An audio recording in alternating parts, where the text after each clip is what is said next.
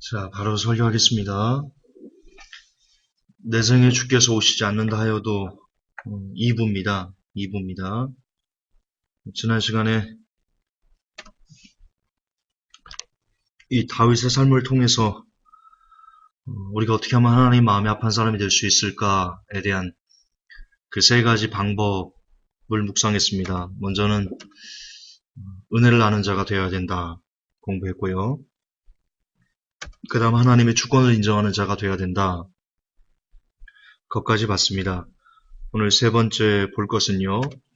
찬양을 부끄러워하지 않는 사람이다 라는 걸로 우리가 마음을 나눴으면 좋겠습니다. 먼저 성경을 보겠습니다. 사무엘하 6장 16절부터 22절입니다. 사무엘하 6장 16절부터 22절. 제가 대독할 건데요. 빨리 찾지 못하신 분들은 메모를 하셨다가 나중에 그 전후를 다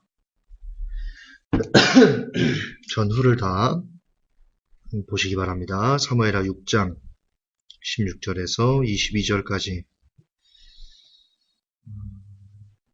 아니군요. 16절, 20, 21, 22 이렇게만 읽겠습니다. 제가 대독하겠습니다. 여호와의 괴가 다윗성으로 돌아올 때 사울의 딸 미갈이 창으로 내다보다가 다윗 왕이 여호와 앞에서 뛰놀며 춤추는 것을 보고 심중에 저를 업신여기니라. 20절입니다.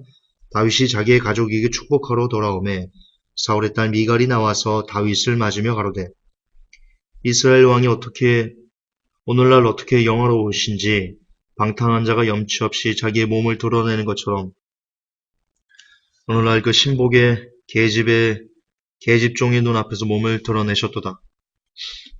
다윗이 미갈에게 이르되 이는 여호와 앞에서 한 것이니라.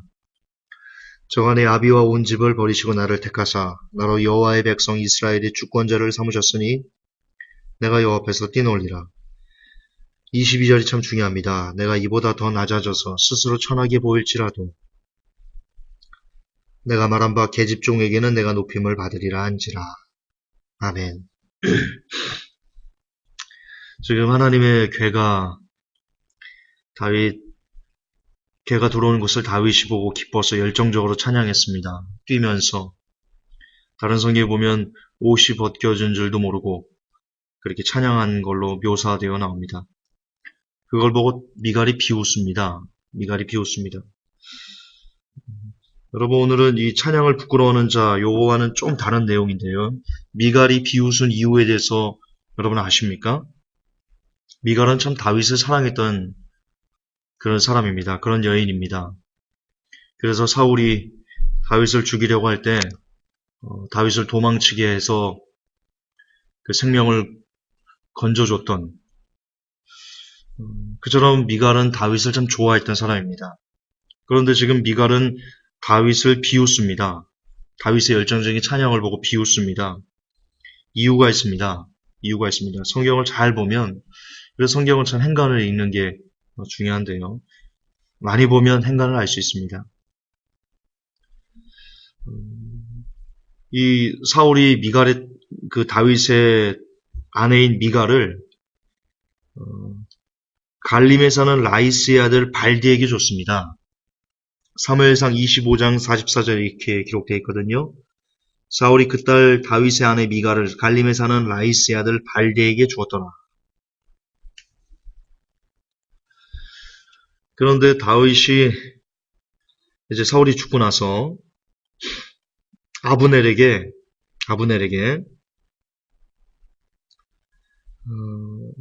미갈을 데려오라고 지금 이 라이스의 아들 발디의 아내가 되어 있는 그 미갈을 그 사람이 내 처니까 내 아내니까 아브넬 네가 올 때 미갈을 데려와라 이렇게 얘기를 합니다. 그게 사무엘하 3장 13절에 나옵니다.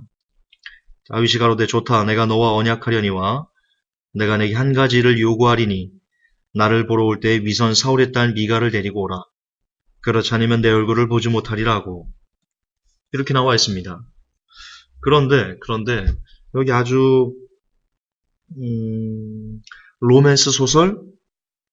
그렇게 따지면 참 가슴 아픈 그런 내용이 나오는데요. 사무엘하 3장 16절을 보면 이렇게 되어 있습니다. 그 남편이 저와 함께 오되 울며 바우림까지 따라왔더니 아브넬이 저에게 돌아가라매 돌아가니라. 자, 지금 이 미갈의 남편이 발디입니다. 발디. 근데 이 발디가 지금 이 아내를 뺏어가잖아요.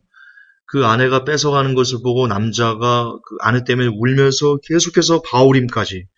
거기서 바우림이 어딘지는 모르겠지만 제법 먼 거리라고 저는 추측합니다. 나중에 그 성경 지명사전을 통해서 찾아보면 되겠지만 거기까지 제가 안 찾아봤는데 바우림까지 엄청 오랜 길을 울면서 계속 따라갔을 겁니다. 그걸 미갈이 봤을 때 자기 남편이 그렇게 자기 때문에 울면서 그 먼 거리를 미갈의 이름을 부르면서 제발 데려가지 마세요. 데려가지 마세요. 이렇게 엄청나게 울면서 따라왔을 거 아닙니까? 뭘 알 수 있냐? 지금 미갈과 이 발디라는 사람이 서로 아주 많이 사랑했던 사이였다. 라는 것을 미루어 짐작할 수 있습니다. 왜냐면 그 당시 아내를 막 여러 명 두기도 하고 이 사람이 아니면 그냥 갖다 버리기도 하고 이랬거든요. 그 시대 그 문화가 고대 문화가 그랬습니다. 여자를 너무 하찮게 여겼던 그런 문화였지 않습니까? 그래서 뭐 미갈이 그냥 다른 데 가도 다른 아내 얻으면 됩니다. 이 발디는. 그런데 그 한 자기네 아내가 떨어져 나가는 걸 보고 지금 시대 생각하면 안 됩니다. 여러분. 지금 시대 생각하면. 거듭 반복하지만 그때는 참 여자를 하찮게 여겼던 그런 시대였습니다. 그러나 얼마나 이 발디가 미갈을 사랑했는지 얼마나 잘해줬을까요, 미갈을. 정말 애지중지 금이야 오기야 그렇게 위했겠죠. 거기에 미갈의 마음도 열렸을 것이고 둘은 참 사랑하는 그런 사이였을 겁니다. 그걸 지금 다윗이 뺏어가는 겁니다. 뺏어간다라는 말은 좀 아니죠. 원래 다윗의 아내였으니까요. 하지만 이미 미갈은 다윗에게 마음이 떠났습니다. 이미 떠났고 발디에게 모든 마음이 가 있는데 그렇게 어쩔 수 없는 강권적인 환경에 의해서 되돌아가니까 미갈이 볼 때 다윗이 못마땅했던 겁니다. 그래서 그 틈을 보이자 다윗을 힐난할 그 틈을 보이자 대놓고 미갈이 다윗을 비웃었던 겁니다. 그게 미갈이 비웃었던 그 비웃음의 행간입니다. 여러분도 성경을 찬찬히 묵상하시면서 왜 이랬을까? 왜 미갈이 그렇게 다윗의 생명을 구하기 위해서 자신의 생명이 위험해지는 그때 사울이 미갈을 죽일 수도 있었던 상황이었거든요. 그런 자기네 생명도 도외시하고 다윗을 살렸던 그렇게 다윗 사랑했던 미갈이 왜 비웃었을까 다윗을 이런 걸 연달아 생각해 보면 성경이 조금은 더 새로운 시각으로 열려서 보일 것입니다. 늘 성경을 볼 때 왜 그렇지? 왜 이런 내용이 나왔죠? 이렇게 성령님에게 물어가시면서 성경을 읽으시면 성령님이 답을 주실 것이다. 저는 그렇게 믿습니다. 자, 이제 본론으로 돌아가겠습니다. 어쨌든 미갈이 다윗을 미워했건 싫어했건 원망했건 어쨌든 미갈은 다윗을 비웃었습니다. 그때 다윗이 미갈에게 말합니다. 내가 여호와 앞에서 뛰놀리라. 여호와 앞에서 뛰놀리라. 여러분 이 말이 참 중요한 겁니다. 내가 여호와 앞에서 뛰놀리라. 다윗은 지금 사람 앞에서 찬양한 게 아닙니다. 다윗은 지금 사람 들으라고 찬양한 것도 아니고요. 다윗은 지금 사람 보라고 춤을 췄던 것도 아닙니다. 다윗은 누구를 보라고 춤을 추고 누구를 보라고 찬양을 하고 누구를 보라고 자신의 마음을 쏟아낸 겁니까? 바로 하나님 앞에서 하나님께서 보시라고 하나님 내 찬양 들어주세요. 하나님 내 몸짓을 보아주세요. 하나님 내 마음을 보아주세요. 이렇게 하나님 앞에서 했던 그것이 참 소중하다. 다윗에게는 오직 하나님만 보였던 겁니다. 그 누구의 시선도 아닌 오직 하나님만. 하나님께서 나의 춤을 보시면 기뻐하실까? 하나님께서 나의 찬양을 들으시면 좋아하실까? 하나님께서 지금 나의 행동과 마음을 아실까? 이렇게 하나님 중심, 하나님만 좋아하시면 안 돼요. 라는 마음. 여러분, 찬양이란 그저 여러분의 목소리를 아름답게 꾸며서 하나님께 올려드리는 것이 아닙니다. 여러분, 진짜 찬양은 저와 여러분의 삶 전체로 하나님을 경배하는 것, 그것이 찬양의 본질입니다. 우리가 착각하는 것이 있습니다. 그저 주일날 오케스트라 웅장하게 해놓고 옷 예쁘게 차려입고 목소리 예쁘게 가다듬어서 다른 사람들 듣기에 귀에 즐겁게 그렇게 하는 것이 찬양인 것처럼 우리가 생각하는 그런 문화에 살고 있는데요. 절대로 찬양은 그런 것이 아니다. 그가 아무리 아름다운 멋진 그런 찬양을 다른 사람들 귀에 들을 때 너무 마음에 쏙 드는 그런 찬양을 한다 할지라도 그의 삶이 월요일부터 토요일까지의 그 삶이 개판이라면 절대로 하나님은 그 창을 받지 않는다. 그는 그냥 사람들 앞에서 콘서트 한 것이다. 여러분 그렇게 보시면 됩니다. 찬양은 실제 예배가 끝난 후부터 찬양은 시작돼야 되는 겁니다. 여러분이 주일날 예배당 문을 나가면서부터 운전하고 갑니다. 주일날 회복교회 여러분 오셔가지고 예배 3시에 끝나고 청소하고 출발하십니다. 그리고 멀리도 오셨으니까 차를 타고 가시죠. 운전하고 가시다가 다른 사람들이 여러분 차 앞에 끼어들거나 기타 기분 나쁜 상황이 있을 때 내려서 대놓고 멱살잡이 하면서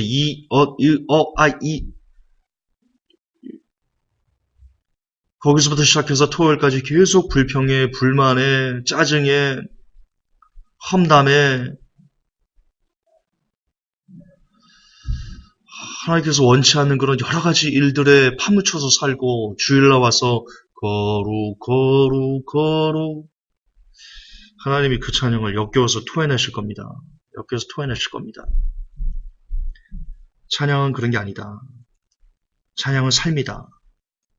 다시 말해서 지금 다윗이 내가 여호와 앞에서 뛰놀리라. 여호와 앞에서 찬양할 것이다. 여호와 앞에 하는 찬양을 부끄러워하지 않을 것이다. 라고 한 이 말 속에는 그 중심에는 나의 삶이 하나님 앞에서 살아갈 것이다. 라는 말과 동의어입니다. 동의어입니다. 그 누구의 시선이 아닌 하나님께서 지금 나의 삶을 보시면 기뻐하실까? 하나님께서 지금 나의 행동과 마음가짐과 이런 삶들을 보시면 과연 좋아하실까? 그것이 오늘 설교가 저 여러분들에게 주는 인사이트, 다윗이 하나님 앞에서 뛰놀았던 그 모습에서 우리가 배워야 될 진짜 핵심입니다. 다시 강조하지만 다윗은 우리와 다릅니다. 다윗은 우리와 다릅니다. 다윗은 항상 하나님을 먼저 의식하고 항상 하나님 보시기에 좋은 사람이 되려고 애를 썼습니다. 그렇기 때문에 그 왕이 그 많은 사람들 앞에 옷이 벗겨지면서도 찬양할 수 있었던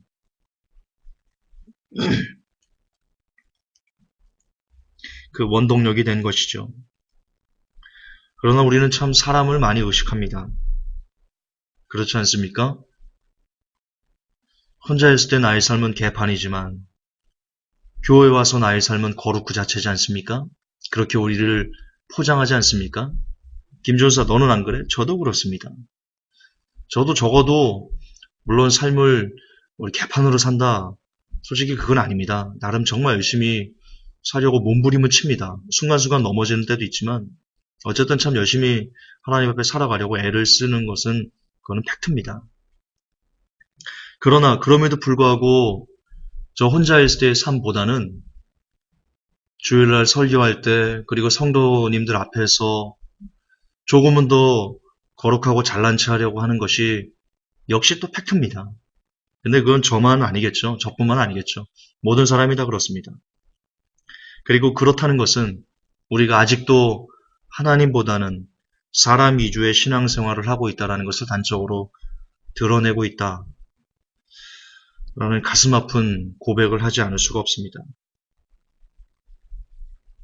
찬양도 그렇습니다. 찬양도. 실제 찬양이란 기계적인 어떤 행위도 그렇습니다. 사람들 앞에서 온갖 기교를 다 부리면서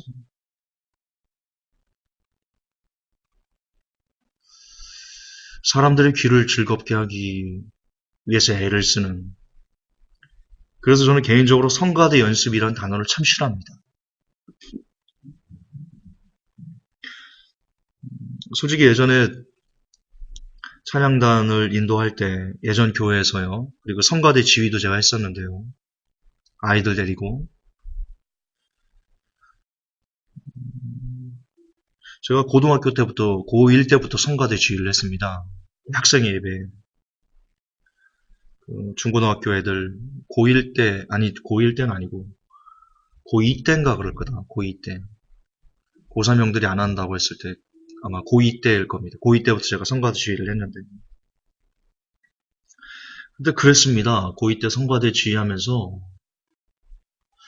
애들이, 그 중고등학생들이 성가대 연습이라는 단어를 쓰면 제가 엄청 야단쳤습니다. 야, 연습이 어딨어, 성가대가. 성가대 연습이 어딨어. 찬양단 연습이 어딨어. 정신 안 차릴래? 성가대에서 다음 주에 할 찬송을 지금 미리 하나님에 드리는 거야. 찬양단 사람 앞에 우리가 하는 거야? 너 지금 사람들 귀 즐겁게 하려고 지금 악기 치는 거야? 지금 이 시간 하나님 앞에 예배 드리는 거야. 그리고 그 주일날은 그날 또 예배 드리는 거고, 지금 이게 예배가 안 되면 너희들 다음 주에 예배하는 거 아니야. 성가대 연습이란 생각을 버려. 찬양 연습이란 생각을 버려. 준비 찬양이란 생각을 버려. 찬양이 준비 찬양이 어딨어. 그렇게 막 야단쳤던 적이 있습니다. 그 마음은 지금도 동일합니다. 그 마음은 지금도 동일합니다. 찬양 사람 들으라고 하는 거 아닙니다. 우리의 삶도 사람 보라고 하는 거 아닙니다. 하나님 앞에 찬양하는 거고 하나님 앞에 우리의 삶을 드리는 겁니다. 그래서 비록 목소리가 아름답지 않아도 괜찮습니다. 꾀꼬리 같지 않아도 괜찮습니다.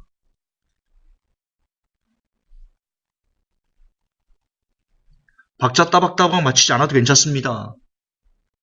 정말 그 마음에, 그 중심에 하나님을 향한 그 열정과 열망이 있다면, 비록 그 사람이 성가대하면서 박자 틀리고 박치고 음치라고 할지라도 그 마음 중심이 하나님을 향한 열망으로 가득하다면 그 찬양 하나님이 받으시는 겁니다.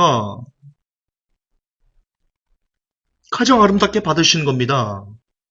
제가 예전에 저희 교단 목사님 취재할 때 말씀드렸지 않습니까? 벙어리 집사님 찬양.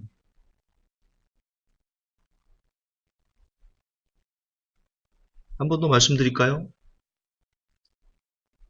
벙어리 집사님이 있었습니다. 그분이 이사 왔는데 성가대를 하고 싶다고 글로 이렇게 써가지고 줬습니다. 말이 없길래 과묵하신가 했습니다. 새로 오신 분이니까 잘 모르지 않습니까? 목사님도 모르셨답니다. 근데 성가대를 쓰셨는데 제일 먼저 와가지고 기도하시면서 성가대를 쓰셨는데 이분이 입만 뻥긋뻥긋거리고 소리를 안 내시더랍니다. 2주인가 3주인가 계속 그러셔가지고 성가대 대장이 화가 나가지고요. 그분한테 막 뭐라고 그랬답니다. 그때 그분이 글로 그러더랍니다. 나 벙어리입니다. 근데 벙어리라고 그러면 나 성가대 안 시켜줄까봐 말을 못했습니다. 비록 나 벙어리지만 성가대가 너무 하고 싶습니다. 너무 하나님을 찬양하고 싶습니다. 제발 나를 자르지만 말아주십시오. 제가 청소도 하고 일찍 와서 악보 정리 다 하고 성가대 가운 정리 다 하고 제가 다 하겠습니다. 제발 나 찬양만 할 수 있게 해주세요. 봉오리 집사님이 그러시더랍니다.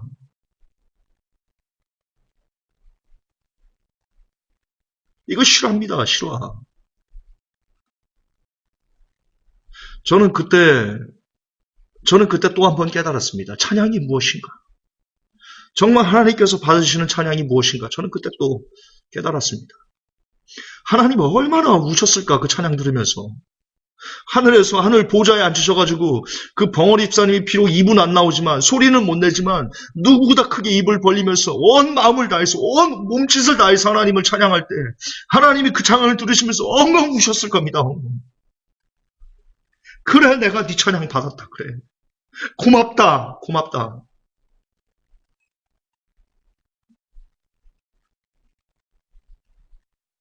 이 세상 그 어떤 찬양보다도 아름다운 그 찬양을 하나님께서 들으시고 얼마나 우셨을까 감동하셔서 혹 천국 간다면 제가 물어볼 겁니다. 그때 어떠셨냐고 하나님. 어떠셨어요 하나님? 그 벙어리 집사님 찬양 들으시면서 하나님 어떠셨어요 마음? 꼭 한번 물어보고 싶습니다. 여러분의 찬양은 어떻습니까? 저의 찬양은 어떻습니까?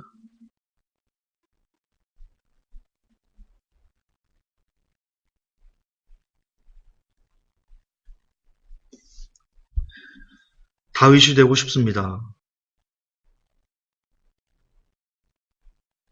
다윗처럼 살고 싶습니다. 사람을 의식하는 찬양, 사람을 의식하는 삶이 아니라 하나님만 의식하고 하나님만 생각하는 그런 사람이 되고 싶습니다. 그리하여 미갈이라는 수많은 종류의 비웃음이 저와 여러분의 삶에 들이닥친다 할지라도 우리에게는 미갈이라는 수많은 비웃음이 있을 겁니다. 시한부인, 시한부자다, 이단이다, 미친놈이다, 미친 사람이 정신병자다, 이 사기꾼이다, 이 헌금 도둑놈아, 이 먹튀야. 지금 저게 자꾸 엔드타임즈에 대해서 먹튀라고 하는 분이 좀 있는데요. 저는 정말 하고 싶습니다. 건강이 허락한다면 엔드타임즈로 영혼들 한 명이라도 살려내고 싶습니다. 근데 막상 오프라인 목회와 엔드타임즈라는 걸 두 개를 아직 발행도 안 했는데 정상적으로 신문 발행하면 또 초조금 되거든요. 발행해보세요 여러분.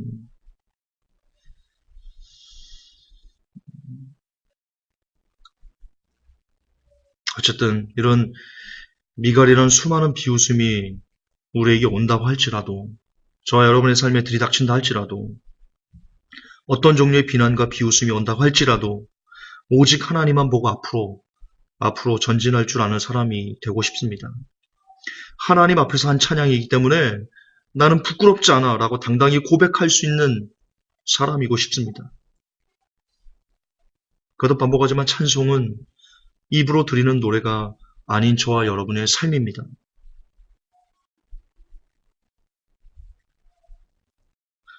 따라서 어떤 종류의 비웃음과 비난과 유언벼가 우리를 기다리다 할지라도 어떤 장애물이 저와 여러분의 앞을 막고 있는다 할지라도 그 장애물에 굴하지 않고 당당하게 찬송을 올려드릴 줄 아는, 당당하게 삶으로 하나님께 영광을 드릴 줄 아는 그런 사람이 되고 싶습니다. 그런 크리스찬의 삶의 제1 소망은 무엇일까요? 저는 예수님을 기다리는 것이다 라고 말하고 싶습니다. 시한부다, 이단이다, 미친 사람이다, 정신병자다, 사기꾼이다, 기타 무수히 많은 비난과 조롱 앞에도 그래도 나는 예수님을 기다리고 싶어. 그래도 나는 예수님을 기다릴 거야. 나는 예수님이 오신다라고 외칠 거야. 그것을 나는 부끄럽게 여기지 않아. 나는 그것이 부끄럽지 않아.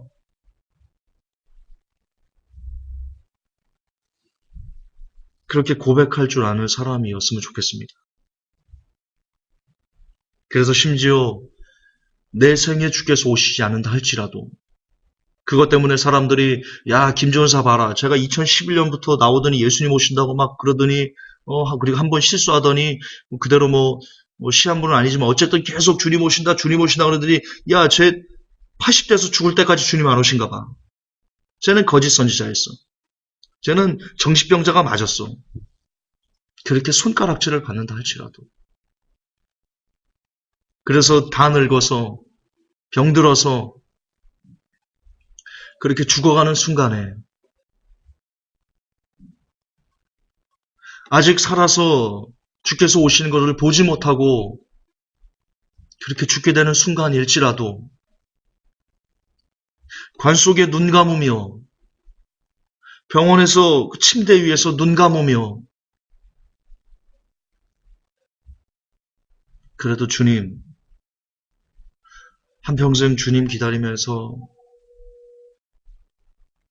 참 잘 살았습니다. 주님 때문에 그래도 주님 때문에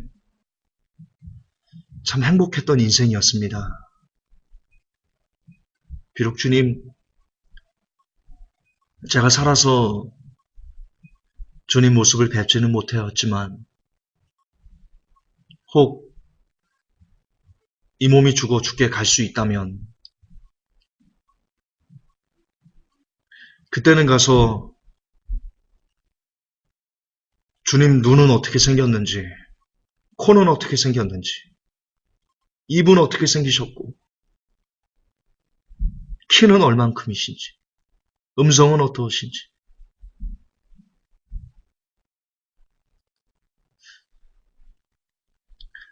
나아가 내 대신 십자가의 손에 못 박힐 때 그 고통 어떠셨는지 제가 꼭 알고 싶습니다. 정말 주님 때문에 주님 기다리면서 한평생 잘 살았습니다. 감사합니다. 사랑합니다.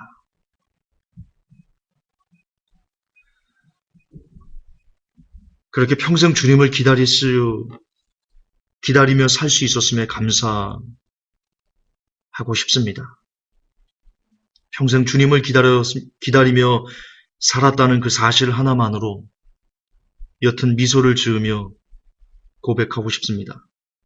주님, 나는 나의 찬송을 결코 멈추지 않았습니다. 예, 그 고백 남기고 눈 감고 싶습니다. 회복의 성도 여러분, 하나님에게 사랑받는 사람이 되고 싶습니까? 그러면 절대로 찬송을 부끄러워해서는 안 됩니다. 여러분이 주님을 기다리신다는 것을, 그 사실을 다른 사람들이 시한부 종말론자라고 놀리기 때문에 그 사실을 숨겨서는 아니 됩니다.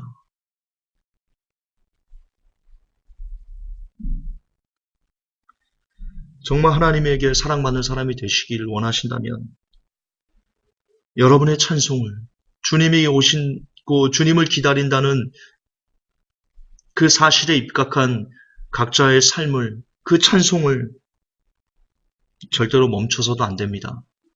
비록 이제 살다 보면 어쩌면 주님이 곧 긴박하게 오실 것처럼 그렇게 보이다가도 어느 순간 그거와 전혀 다른 환경이, 세상이 열릴런지도 모릅니다. 그러나 그럼에도 주님을 기다리는 그 삶을 멈춰서는 안 됩니다. 정말 여러분의 생에 주께서 오시지 않는다 할지라도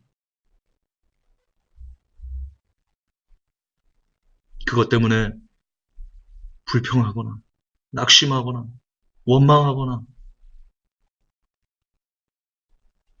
그렇게 미갈의 비웃음에 동조하는 그런 삶을 사셔서는 안 될 겁니다. 상황에 관계없이 환경에 관계없이 말씀에 주께서 다시 오신다고, 말씀에 다시 오신다고 약속하셨으니 죽을 때까지 그 약속 붙들고 주님을 기다리는 것, 그것이 크리스찬 삶의 본질이기 때문입니다.